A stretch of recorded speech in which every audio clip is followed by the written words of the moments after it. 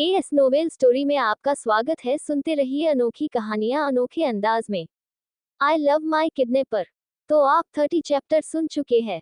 आज स्टार्ट करते चैप्टर 31, सिद्धार्थ के बचपन की पसंद। हेलो दोस्तों, मैं आ गई न्यू चैप्टर के साथ। So let's start tongue out. क्या हुआ, आप लोग किस बात पर बहस कर रहे हैं दादाजी? चित्रा के पीछे से एक हार्ड आवाज आई, जिसे सुन जिस चेहरे में अभी थोड़ी देर पहले गुस्सा थी, अब उन्हीं चेहरों पर अचानक से एक स्माइल आ गई थी।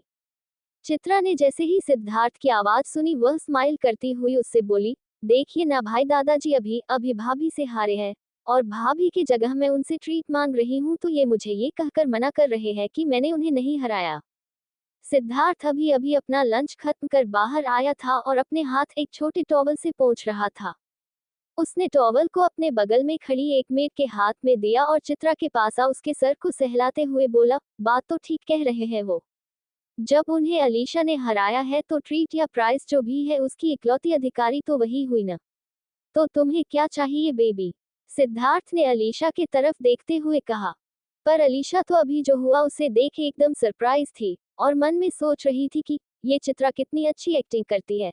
अभी तो यह इतने गुस्से में थी और अभी इसका चेहरा देखकर कोई नहीं बता सकता कि यह अभी गुस्सा भी थी। मानना पड़ेगा, मिस्टर कपूर की फैमिली काफी टैलेंटेड है। वो ये सब सोच ही रही थी, उसके कानों में सिद्धार्थ की आवाज पड़ी, बेबी। अलीशा ने बिना किसी एक्सप्रेशन के सिद्धार्थ की तरफ देखा और बोली, हाँ। क्या कहा तुमने? चित्रा उसके बगल में खड़ी हो उसके कंधों को पकड़ एक स्माइल के साथ उसे छेड़ते हुए बोली, अरे भाभी, उन्होंने आपसे पूछा कि उनकी बेबी को अपनी जीत पर क्या गिफ्ट चाहिए। अलीशा को आज एक के बाद एक झटके मिल रहे थे। पहले उसके यहाँ आते ही उसकी शादी की बात, उसके बाद किचन में सिद्धार्थ को उसके किस में साथ देना और अब सिद्धार्थ का उसे बेबी कहना। अलीशा खुद में बड़बड़ाए, पता नहीं और कौन सा सरोज बाकी है आज मेरे लिए। आपने अभी क्या कहा भाभी? चित्रा अलीशा की तरफ अपने कानों को करती हुई उससे बोली, कुछ नहीं, मुझे कुछ भी नहीं चाहिए। अलीशा चित्रा को देख बोली। अलीशा की बात सुन दादाजी बोले, और बेटा ऐसा कैसे हो सकता है कि तुम्हें कुछ नहीं चाहिए हो? तुमने मुझे हराया है और आज पहली बार मुझसे मिली हो, तो मेरा फर्ज बनता है कि मैं तुम्हें गिफ्ट दूं। फिर उन्होंने अपने जेब से अपना फोन निकल और किसी को कॉल कर बोले, मेरे रूम में बेड के साइड वाले वार्डरोब में एक रेड कलर की बॉक्स रखी हुई है, उसे लेकर तुरंत सिद्धार्थ के घर पर आओ। दूसरी तरफ से शायद उनके बातों पर अगले इंसान ने हामी भरी होगी, जिसे सुन दादाजी बोले, 15 मिनट के अंदर वो यहाँ होना चाहिए, और कॉल कट कर दी गई। अलीशा उनके कॉल काटने के बाद उनसे बोली, दादाजी मुझे सच में किसी तरह की गिफ्ट नहीं चाहिए, आप प्लीज उन्हें मना कर दीजिए ना। दादाजी अलीशा की बातों को सुन बोले, बेटा तुम मेरी होने वाली पौत्र बहू हो और आज मुझे तुम्हें आशीर्वाद के तौर पर कुछ तो देना ही था, इसलिए मैं तुम्हें वो गिफ्ट दे रहा हूँ और मुझे आगे इस बारे में कुछ भी नहीं सुनना। दादाजी सख्त आवाज में अलीशा को डांटते हुए बोले। अलीशा उनकी सख्त आवाज सुन चुप हो गई और सिद्धार्थ की तरफ देख अपनी आंखों के इशारे से उसे बोलने लगी, समझाओ न यार अपने दादाजी को। उसके जवाब में सिद्धार्थ ने एक डेविल स्माइल के साथ उसे देखते हुए इशारे में कहा, ये तुम्हारी प्रॉब्लम है, मैं इसमें तुम्हारी कोई मदद नहीं करूंगा। अलीशा ने घूर कर सिद्धार्थ को देखा और एक गहरी सांस बार कर अपने गुस्से को कंट्रोल करते हुए अपनी आंखों को सिद्धार्थ पर से हटा लिया। थोड़ी देर बाद सभी लोग पूल के पास बैठकर सिद्धार्थ के बचपन की बातें कर रहे थे। दादाजी अलीशा को बता रहे थे कि सिद्धार्थ अपने बचपन में कितनी शरारत करता था। वो बोले, जब ये छोटा था तो जो भी चीज इसे पसंद आ जाती थी उसे पाने के लिए ये कुछ भी करने को तैयार हो जाता था, और अपनी चीजों को ये किसी और से शेयर नहीं करता था।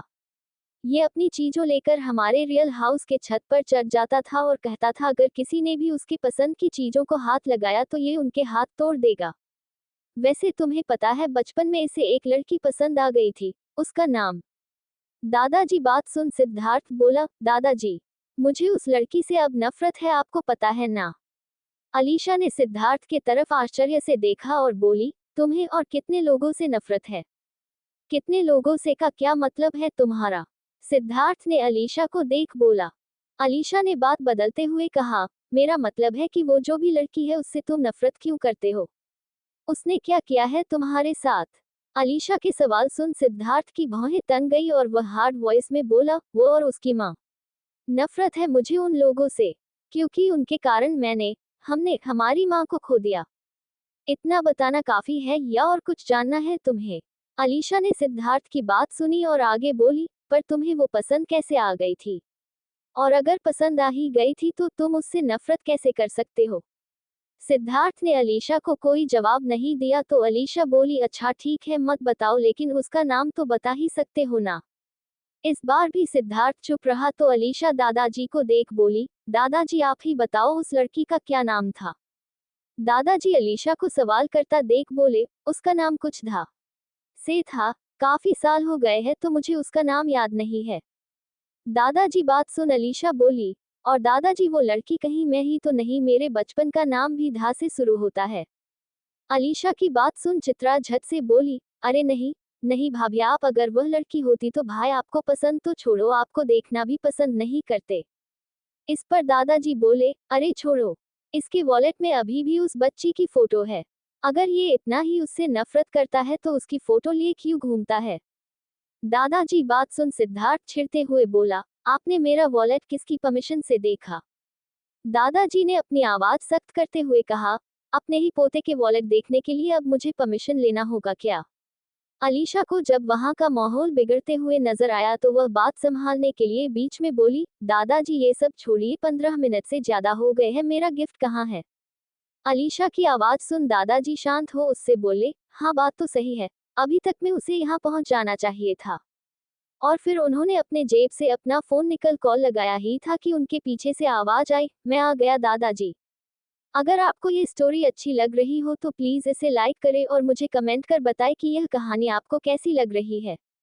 तो अब स्टार्ट करते हैं चैप्टर 32, एलिसा की तबीयत। सो लेट्स स्टार्ट टंग आउट। सभी ने उस आवाज की तरफ देखा। विभव अपने हाथ में एक बॉक्स ले उन्हीं लोगों की तरफ आ रहा था। जिसे देख सिद्धार्थ बोला, क्या तुम अकेले यहाँ आए हो? विभव आगे आता हुआ सिद्धार्थ से बोला, नहीं डैड भी है साथ में। अलीशा उसे देख समझ गई थी कि यह सिद्धार्थ का छोटा भाई है क्योंकि देव ने उसे इसके बारे में बता रखा था। इसलिए वह खुद आगे आ विभव से बोली, हे तुम जरूर विभव हो, है ना? विभव ने अलीशा को आश्चर्य से देखते हुए बोला, हाँ मैं हूँ तो, लेकिन तुम कौन हो? चित्रा जल्दी से सामने आ बोली, भाई ये हमारी होने वाली भाभी है। भाभी? विभव ने अलीशा को देखते हुए बोला। फिर उसने सिद्धार्थ को देखा और कहा, भाई आपने कभी इनके बारे में मुझे बताया नहीं। मैंने बताया था लेकिन तुम शायद भूल रहे हो। सिद्धार्थ ने एक साफ और सटीक जवाब दिया। विभव ने अपने मेमोरी पर जोर देते हुए याद करने की कोशिश करने लगा कि सिद्धार्थ ने उसे इसके बारे में कब बताया था। और जैसे ही उसे याद आया वह तुरंत ही बोला, ओ तो ये वो हॉस्पिटल सर्जन गर्ल है। सिद्धार्थ ने कुछ नहीं कहा, बस उसे देखता रहा। विभव समझ गया कि अलीशा वही थी जिसे सिद्धार्थ पागलों की तरह हॉस्पिटल में ढूंढ रहा था। फिर उसने जल्दी से अपने हाथ में रखे बॉक्स को अपने दादाजी को दे वहां से उल्टे कदम भाग गया। अलीशा को कुछ समझ नहीं आया कि आखिर अभी ये क्या हुआ और वह रिएक्ट कर पाती इससे पहले ही विभव अपने डैड के साथ वहां आ गया और उन्हें अलीशा के सामने खड़ा कर बोला, डैड ये वही लड़की है जिनके वजह से भाई हॉस्पिटल में थे। क्या मतलब है तुम्हारा की वजह से मैं हॉस्पिटल में पहुंच गया था? सिद्धार्थ एक हार्ड वॉइस में बोला, अरे मेरा मतलब है कि इन्होंने ही भाई को धनराज के। इससे आगे शब्द बोलता हुआ वह रुक गया क्योंकि वहां पर चित्रा भी थी और उसे इस बात का बिल्कुल भी पता नहीं था कि उसकी फैमिली एक गैंगस्टर फैमिली है। इसलिए विभव बात बदलता हुआ बोला, इन्होंने भाई को धनराज के ऑफिस के सामने बचाया था जब इन्हें एक कार ने धोकर मार दी थी। विभव के एक्सप्रेशन देख सब समझ गए थे कि विभव असल में क्या कहना चाहता है।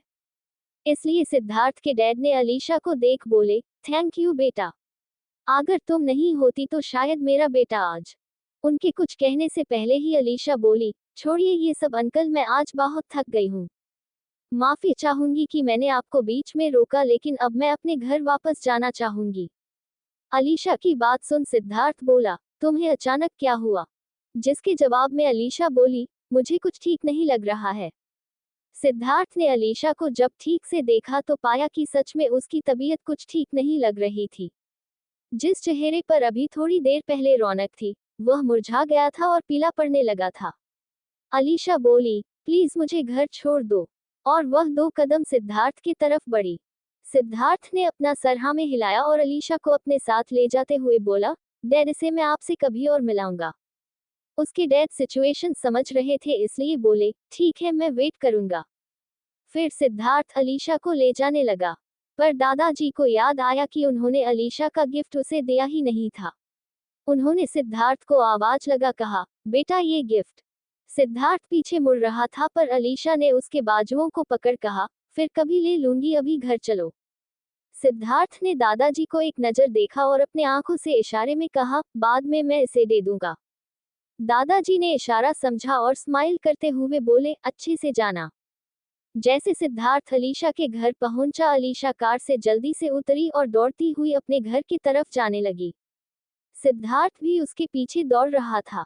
हमेशा की तरह सिद्धार्थ ने अलीशा के घर सामने वाले रोड पर गाड़ी खड़ा किया, क्योंकि अलीशा का घर रोड और दूसरी तरफ पड़ता था, इसलिए अलीशा को पहले रोड क्रॉस करनी पड़ती थी। अलीशा बड़ी थी और उसे ये सब बहुत अच्छे से आता था। एक रोड क्रॉस करना तो उसके लिए बच्चों का खेल था, पर आज वह बिना देखे ही रोड की तरफ भागी थी। अलीशा जैसे ही रोड के बीच में पहुंची, सिद्धार्थ ने उसका हाथ पकड़ उसे तेजी के साथ अपने तरफ खींचा और अलीशा एक कार से टकराते हुए बची। अलीशा को सिद्धार्थ ने पीछे से खींचा था, जिसके कारण उसका फेस सिद्धार्थ के तरफ न होकर सामने रोड के तरफ था। सिद्धार्थ उसे पीछे खींच उसे झटके से घुमाया और उसके दोनों बाजू को जोर से पकड़कर बोला, पागल हो गई हो क्या? अभी कुछ हो जाता तुम्हें तो। मुझे छोड़ो सिद्धार्थ, मुझे घर जाना है, इमरजेंसी है। पर सिद्धार्थ गुस्से में था और अलीशा की बात नहीं सुन रहा था। फिर सिद्धार्थ ने अलीशा का हाथ पकड़ा और अपने साथ रोड क्रॉस करवा बोला, ये लो आ गए हम इस तरफ। अलीशा ने सिद्धार्थ को थैंक्स कहा और अपना हाथ छुड़ा दौड़ती हुई घर के अंदर घुस गई। और सिद्धार्थ वही खड़ा हो ये सोचने लगा कि आखिर अलीशा को अचानक से क्या हो गया है। दूसरी तरफ एक बुटीक के बाहर एक आलीशान कार खड़ी थी और उस कार के सामने एक हैंडसम लड़का अपने हाथ में हाथ चढ़ाए आंखों में ब्लैक शेड्स पहने उस बुटीक को देखे जा रहा था। तभी उसका फोन बजा। हेलो देव स्पीकिंग। देव ने स्मूथली और सॉफ्ट वॉइस में कहा। दूसरी तरफ से आवाज आई, हेलो देव, क्या तुम मेरी आवाज सुनकर डर गए? मुझे पता है कि वो तुम्हारी कोई वाइफ नहीं है। मिशा ने देव से कहा, तुमने मुझसे पूछा छुड़ाने के लिए उस लड़की को बुलाया था ना? देव बोला, मैं भला किसी लड़की को तुमसे दूर होने के लिए यूज क्यों करूंगा? ये वही लड़की है जिसकी मुझे हमेशा से तलाश थी, so please now leave me alone. Dev की बात सुन मिशा जोर जोर से हंसने लगी, फिर एक लंबी सांस भरकर बोली, मैं तुम्हारे घर आ रही हूँ ये देखने के लिए कि किस हद तक तुम मुझसे झूठ बोल सकते हो। अगर तुम और वो लड़की मुझसे झूठ बोल रहे हो तो तुम्हें मुझसे बचाने वाला कोई नहीं है, और ये बात तुम्हें अच्छे से पता है। तुम्हें मुझे यकीन दिलाना होगा कि तुम सच में उस लड़की, या बोलने चाहिए कि वो लड़की सच में तुमसे प्यार करती है। और तुम्हें पता ही कि मैं इतनी आसानी से किसी चीज पर यकीन नहीं करती। और याद रहे, अगर वो लड़की तुम्हारी वाइफ नहीं हुई तो उसे मारने में मुझे कोई हिचक नहीं होगी। तुम उसे हाथ भी नहीं लगाओगी। देव गुस्से में बोला। जवाब में मिशा ने एक एटीट्यूड के साथ कहा, जो मेरा है उसे पाने के लिए मैं कुछ भी कर सकती हूँ। और उसने कॉल काट दिया। देव वैसे तो आराध्या के बुटीक के पास इसलिए आया था कि उसे उसकी मदद करने के लिए उसे उसका इनाम दे सके, लेकिन मिशा के कॉल ने अब देव को सोच में डाल दिया कि वो आराध्या को उसके साथ रहने के लिए कैसे मनाएगा। देव इसी सोच में आराध्या के बुटीक के बाहर खड़ा था। तभी सामने से उसे आराध्या आती दिखी। उसने अपने हाथों में 2 गार्बेज पॉलिथीन रखी हुई थी, जिसके कारण उसे डोर बंद करने में प्रॉब्लम हो रही थी। देव ने ये देखा तो जल्दी से उसके पास गया और डोर को बंद कर दिया। क्योंकि देव उसके पीछे था इसलिए उसने देव को नहीं देखा था, इसलिए वह खुद की मदद करने के लिए थैंक्स कहती हुई देव के तरफ मुड़ी। पर देव को देखते ही उसका चेहरा पीला पड़ गया और वह बोली, तुम यहाँ क्या कर रहे हो? मैंने तुम्हारी प्रॉब्लम सॉल्व कर दी है ना, तो अब यहाँ से जाओ। हेलो दोस्तों, अभी के लिए बस इतना ही। आगे क्या हुआ जानते हैं नेक्स्ट चैप्टर में। तो स्टार्ट करते हैं चैप्टर 33, आराध्या का फैसला। हेलो फ्रेंड्स, मैं आ गई न्यू चैप्टर के साथ। So let's start tongue out. Dev ने बिना कुछ कहे आराध्या के हाथों से गार्बेज बैग्स लिए और उन्हें लेकर डस्टबिन की तरफ जाने लगा। आराध्या भी उसके पीछे पीछे गई और उसके हाथों से गार्बेज बैग्स लेने की कोशिश करती हुई बोली, छोड़ो मैं कर लूंगी। पर देव ने बैग्स को आराध्या के हाथों में नहीं दिया और बोला, हाँ पता है कि तुम ये कर लोगी, लेकिन एक लड़के के होते हुए कोई लड़की ऐसे काम करे अच्छा नहीं लगता ना। देव की बात सुन आराध्या अपना मुंह बुनते हुए बोली, अच्छा, बहुत जेंटलमैन पर्सनैलिटी के बंदे हो ना तुम, जो इतनी दूर से मेरे गार्बेज बैग्स उठने आ गए। देव ने बैग्स को डस्टबिन में डालते हुए स्माइल करता हुआ बोला, हूँ तो बस तुम्हें दिखाता नहीं है कि मैं कितना अच्छा इंसान हूँ। आराध्या को देव की बात सुन हंसी आ गई और वह जोर जोर से हंसते हुए बोली, अच्छे, क्या मजाक है मिस्टर, आपको मैं याद दिला दूं, आप और आपके वो से कोल्ड दोस्त, क्या नाम है उनका? हाँ मिस्टर सिद्धार्थ कपूर। दोनों ही माफिया हो और बिना झिझक आप लोग किसी को ऊपर पहुंचा सकते हो। और आप कह रहे हैं कि आप अच्छे इंसान हैं। हंसते हंसते वह अचानक रुक गई और अपने हाथ में हाथ चढ़ाकर एटीट्यूड भरी वॉइस में बोली, और हाँ मिस्टर देव, कोई भी जेंटलमैन किसी को किडनैप नहीं करता और ना ही किसी को धमका कर अपना काम करवाता है, ओके। देव ने आराध्या को बिना टोके उसकी बात सुनी और जब वह चुप हो गई तब वह बोला, मिस आराध्या, मैं आपको बता दूं कि मैंने आज तक किसी को भी बिना मतलब मौत के घाट नहीं उतारा है। और रही बात धमकाने की, तो धमका तो मैं आपको भी सकता था, लेकिन फेयरली मैंने आपसे हेल्प मांगी थी। और इस बार भी तुमसे हेल्प मांगने ही आया हूँ। अब कैसी हेल्प चाहिए तुम्हें? आराध्या पूछी।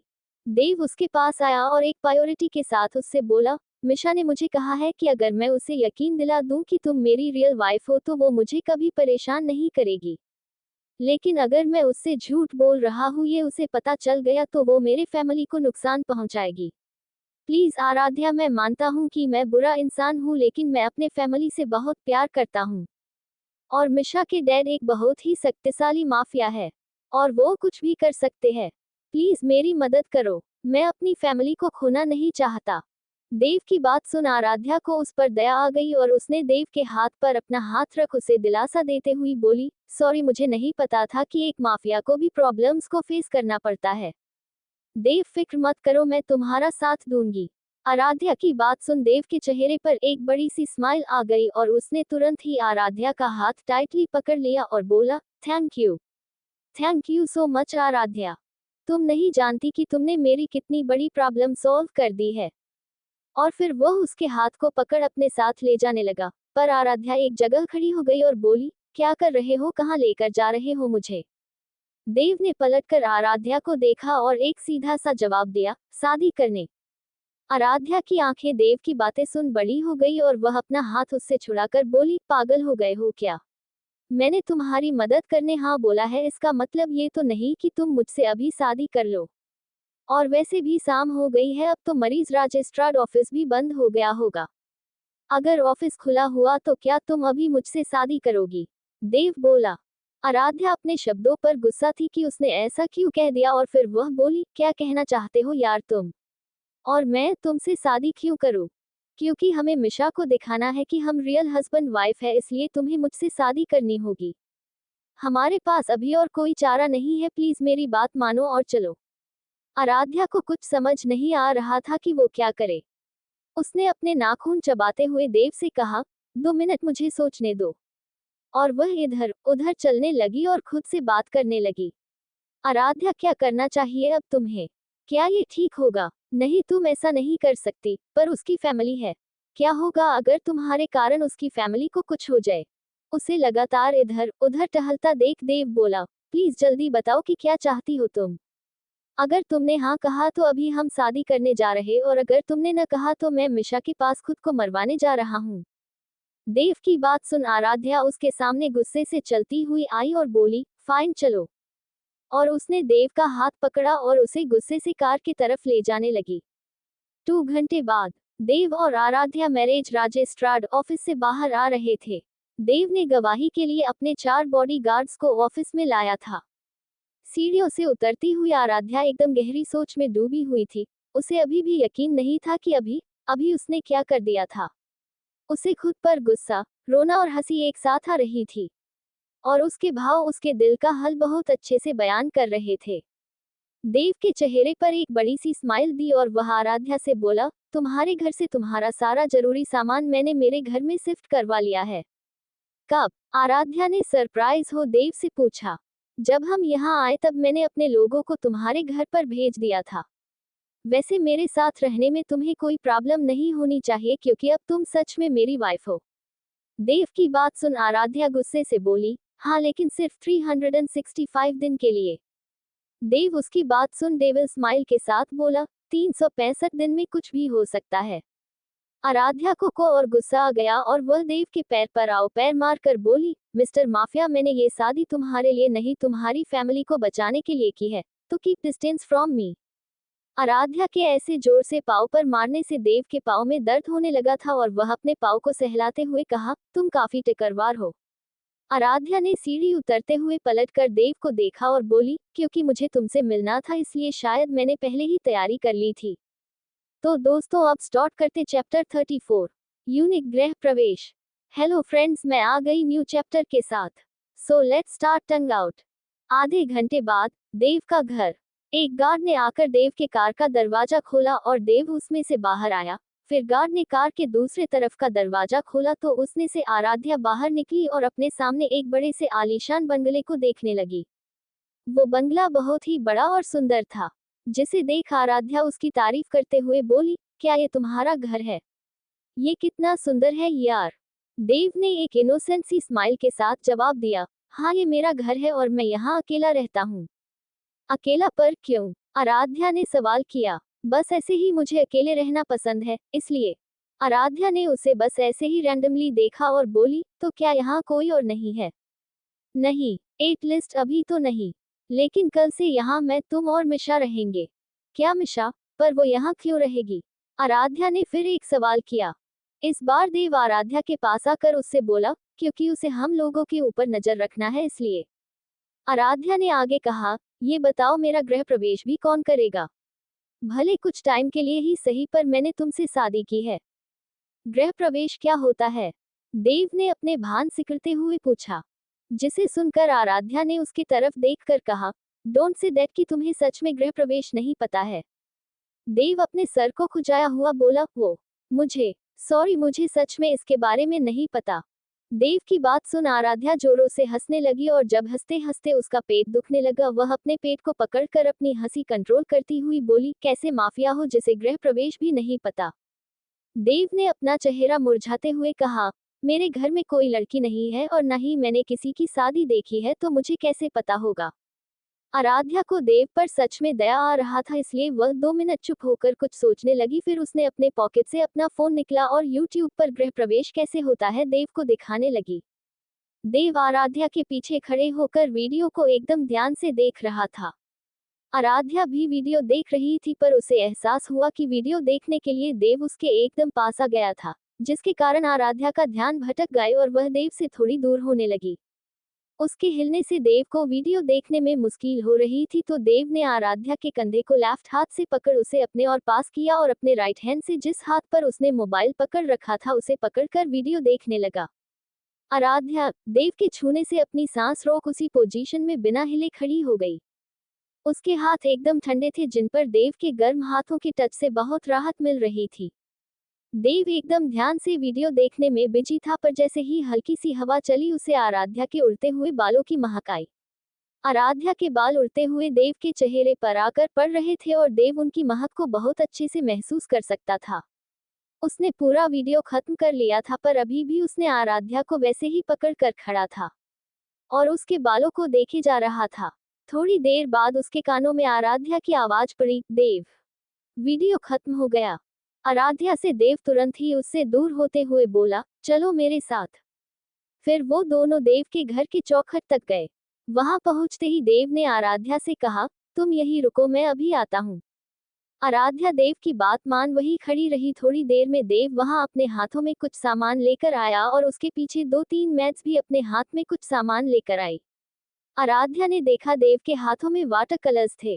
आराध्या उन्हें देखकर मन में सोचने लगी, भला इनका क्या काम है मेरे गृह प्रवेश में। देव ने अपने राइट साइड में खड़ी एक मेड से कहा, उस गोल वाले वाश को खाली कर उसने चावल लेकर आओ। देव के कहे मुताबिक उस मेड ने वाश को खाली किया और उसमें चावल लेकर आ गई। देव ने उसके हाथ से वह वाश लिया और उसे आराध्या के सामने रखकर बोला, तुम्हारा कलश। आराध्या को देव की ऐसी प्यारी सी स्वागत से बहुत खुशी हुई।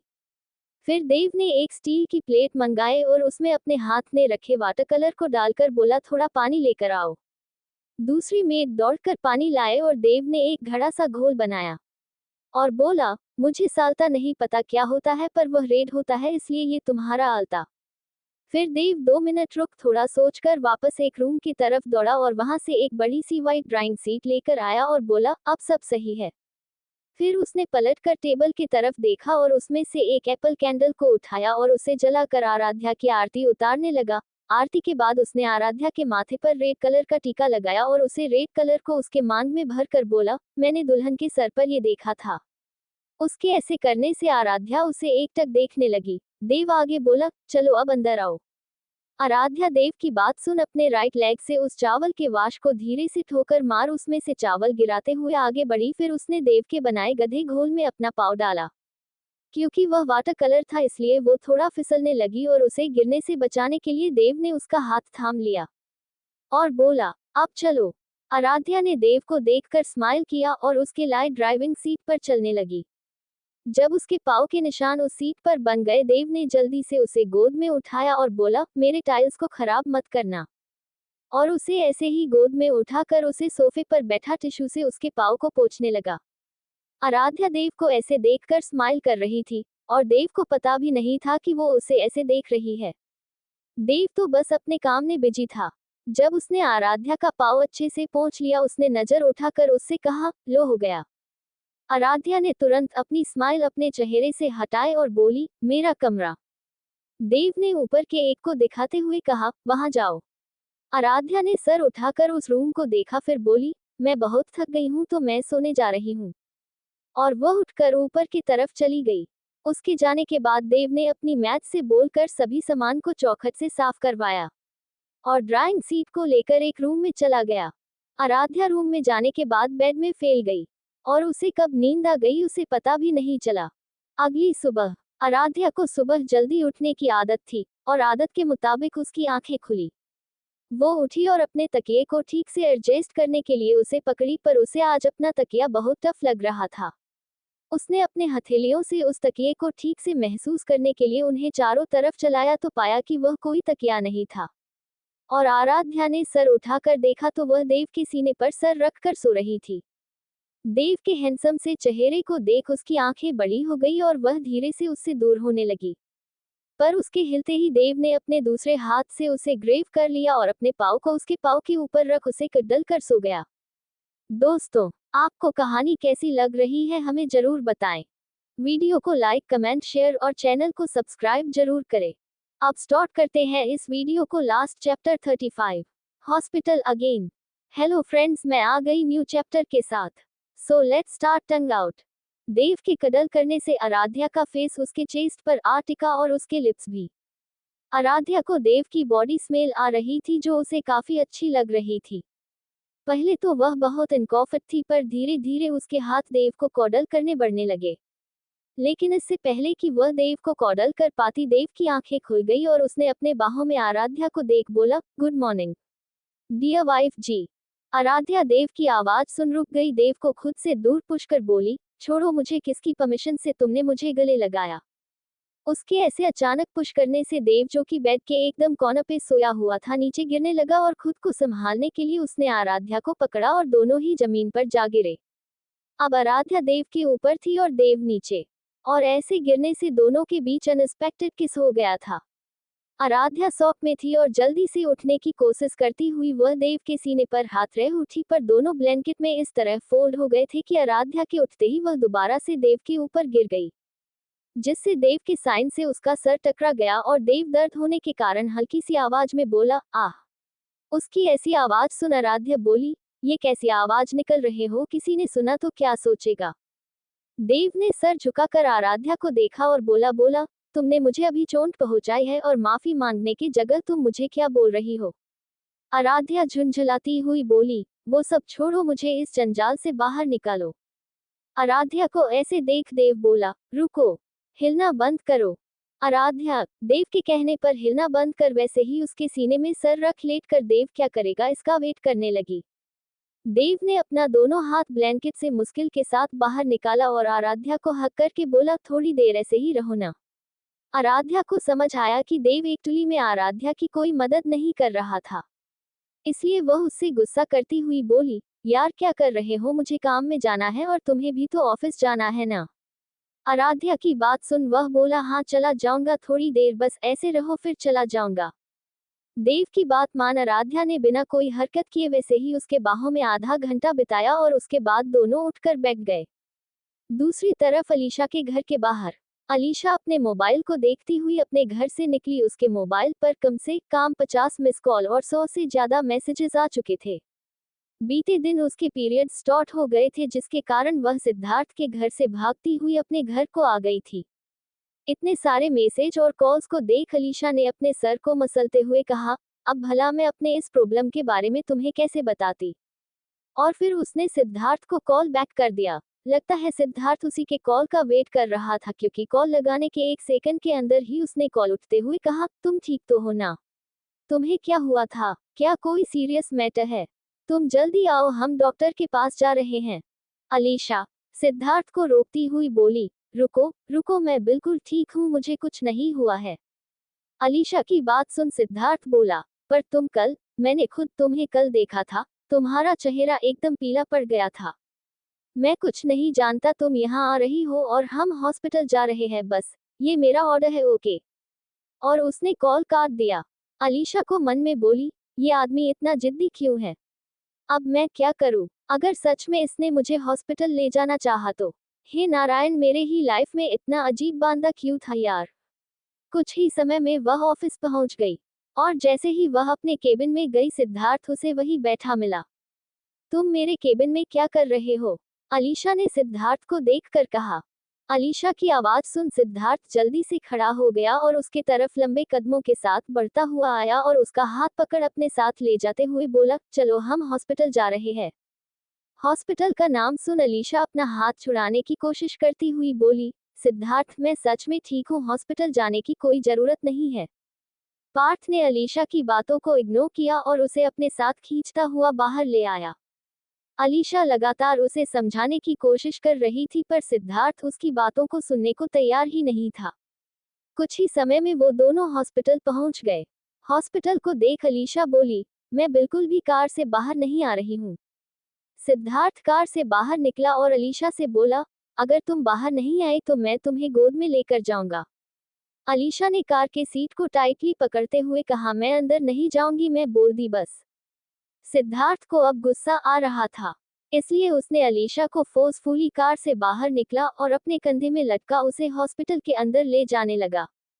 अलीशा लगातार उसके कंधे को मार रही थी और उसे नीचे उतारने बोल रही थी, पर सिद्धार्थ उसकी एक भी नहीं सुन रहा था। सिद्धार्थ को ऐसे एक लड़की को अपने कंधे में लता देख हॉस्पिटल के सारे लोग एक दूसरे से बातें कर रहे थे, जिसे अलीशा आराम से सुन सकती थी और शर्म से पानी पानी हुई जा रही थी। उसने जल्दी से अपना मुंह अपने हाथों से छिपा लिया और सिद्धार्थ से धीमी आवाज में बोली, प्लीज मुझे नीचे उतार दो, सब देख रहे हैं और मुझे अच्छा नहीं लग रहा है। अलीशा की रिक्वेस्ट सुन सिद्धार्थ ने उसे प्यार से नीचे उतरा और बोला, चुपचाप मेरे साथ अंदर चलो। दोस्तों आज के लिए बस इतना ही, हम मिलेंगे अगली वीडियो में। बने रहिए एस नोवेल स्टोरी के साथ। अभी तक अपने चैनल को सब्सक्राइब नहीं किया है, प्लीज वीडियो को लाइक करें, कमेंट करें, शेयर करें और चैनल को सब्सक्राइब करें। धन्यवाद दोस्तों।